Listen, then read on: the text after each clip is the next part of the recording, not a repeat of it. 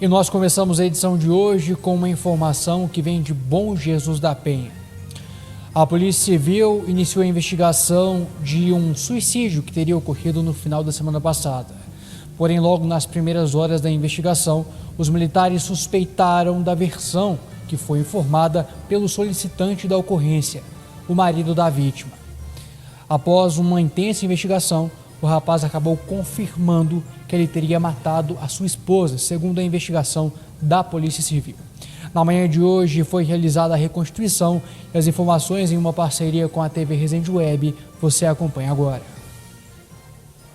Nesta terça-feira, aconteceu na cidade de Bom Jesus da Penha a reconstituição do crime que tirou a vida de Leidiane Cristina Germano Reis, de 31 anos. Durante a reconstituição, manifestantes pediam por justiça. Tatiane, prima da vítima, falou o porquê do manifesto. A gente está aqui porque a gente quer justiça. A gente não conforma, a cidade está chocada, nós, as famílias, estão chocadas. A gente nunca imaginava que ele ia fazer isso com ela, nunca. Ela era uma menina cheia de vida, ela só queria viver, amava aqueles filhos, amava. O que ele fez, não tem perdão, ele tem que pagar, a gente quer justiça por ela. Justiça, ela sofreu muito, muito. Ele ficou em casa, a quinta, o dia todo, arquitetando isso.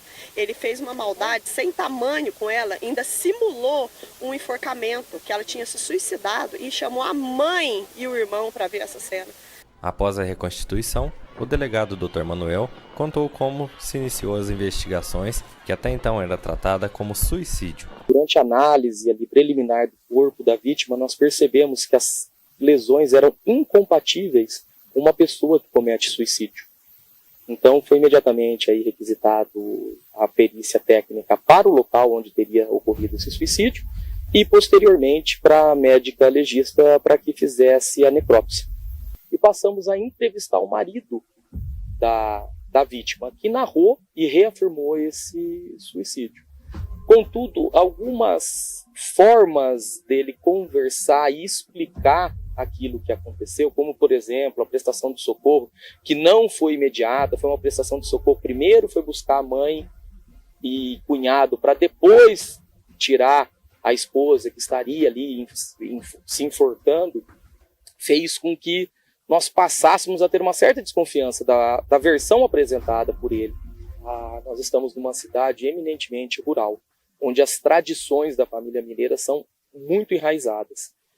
E a pessoa ser enterrada com a pecha de suicida ainda causa um certo desconforto para a família. E era exatamente essa a maneira que ela estava sendo enterrada. E aí o trabalho, da Polícia Civil deixou claríssimo que não foi isso, que se tratou de homicídio. Então, para a família e para a população, como vocês puderam ver, essa comoção de que ela foi vítima e não autora de um atentado contra a própria vítima, trouxe a comoção, mas também um certo acalento, principalmente para a mãe e para o irmão, porque eles foram chamados pelo autor para ajudar a socorrer nesse suicídio. Então, quando eu ouvi a mãe e o irmão, eles acreditavam que ela era uma suicida. Ele fez uma crueldade sem tamanho. Imagina uma mãe ver uma filha enforcada.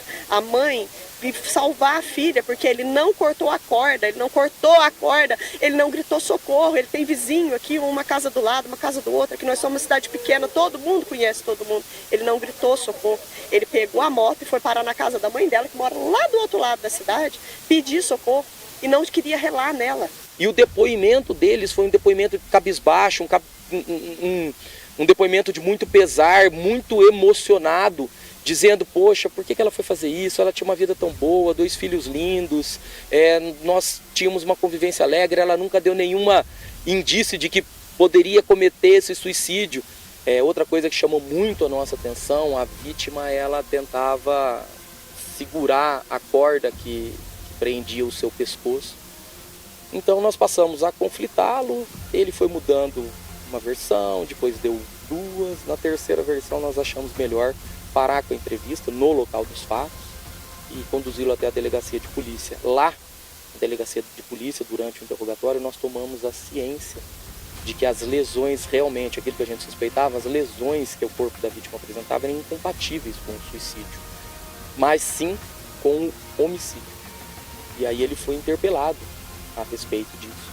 No começo ele negou, apresentando mais uma versão, e aí no final, tocado ali pela presença da família e sobretudo pela maneira que ele estava apresentando o depoimento, ele estava completamente divergente do que o corpo da vítima estava dizendo, ele acabou preferindo confessar a prática do crime, mas à sua maneira. O delegado falou ainda o que, segundo o autor, motivou o fato.